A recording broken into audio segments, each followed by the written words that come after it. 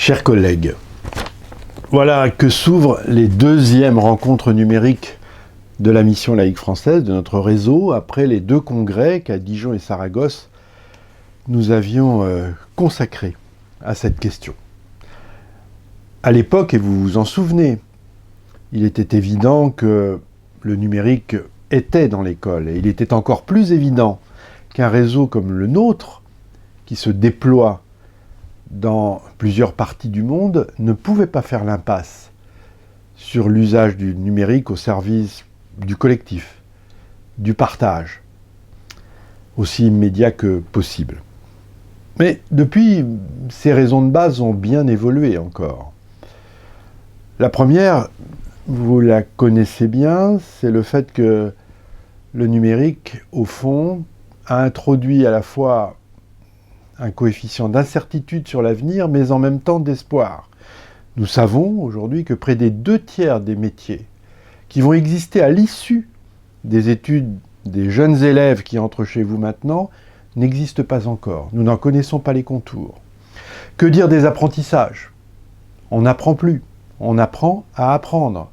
Ce qui, entre parenthèses, pour les professeurs, est d'une très grande exigence pour faire en sorte que cette capacité à recueillir, classer, trier, juger, comparer, se former le jugement, grâce au numérique, soit à la fois enrichi, mais encore plus rigoureux que lors des apprentissages traditionnels. Et puis la dématérialisation de l'accès à la connaissance, évidemment, ne vous échappe pas. C'est donc l'école qui, tout entière, doit apprivoiser le numérique si elle veut conserver, augmenter même, son rôle social, intellectuel et moral.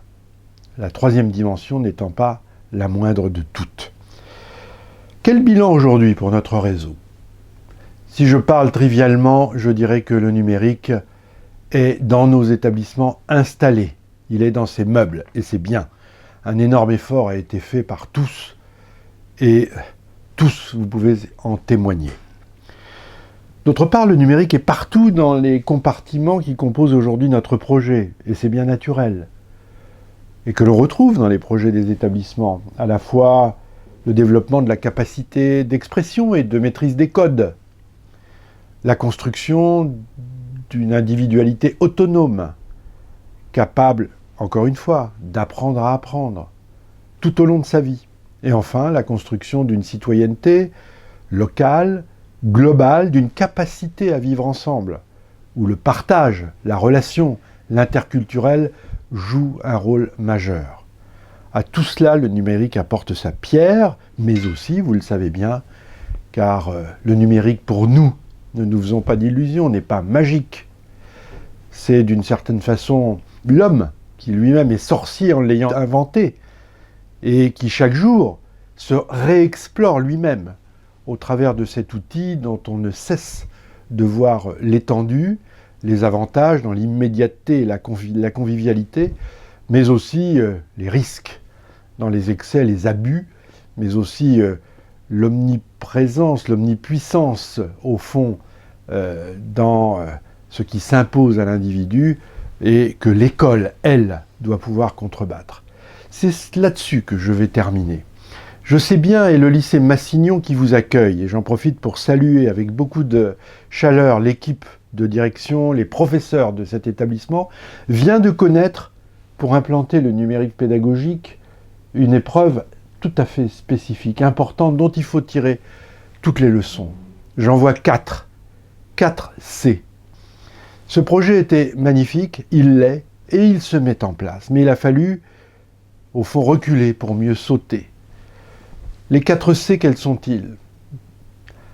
Premièrement, construire la conviction. Deuxièmement, construire un collectif engagé. Troisièmement, permettre à ce collectif d'unir et de fortifier ses compétences, clés de leur propre certitude. Quatrièmement, enfin, savoir communiquer. Car l'école est une voix.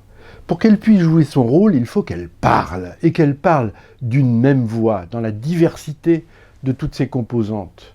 Si elle ne parle pas, et si un projet de cette nature ne peut pas s'exprimer pour contrebattre, comme on le dit, les infox qui à la fois sont faites de remarques très intéressantes, mais aussi de beaucoup de mauvaise foi et beaucoup de paroles éparses qui pensent avoir compris, eh bien, l'école ne triomphe pas.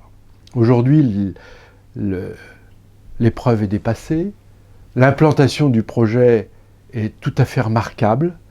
Ce n'est pas d'ailleurs uniquement, soyons clairs, l'implantation du manuel numérique, ce serait extrêmement réducteur.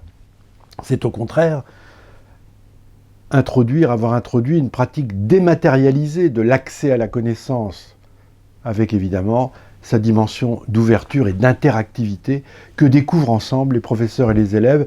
Et je voudrais vous dire très personnellement combien j'ai d'admiration pour l'ensemble de cette équipe professorale qui s'est lancée dans l'aventure après que, des années plus tôt, elle avait accepté de se lancer dans l'aventure des 3 langues depuis la maternelle.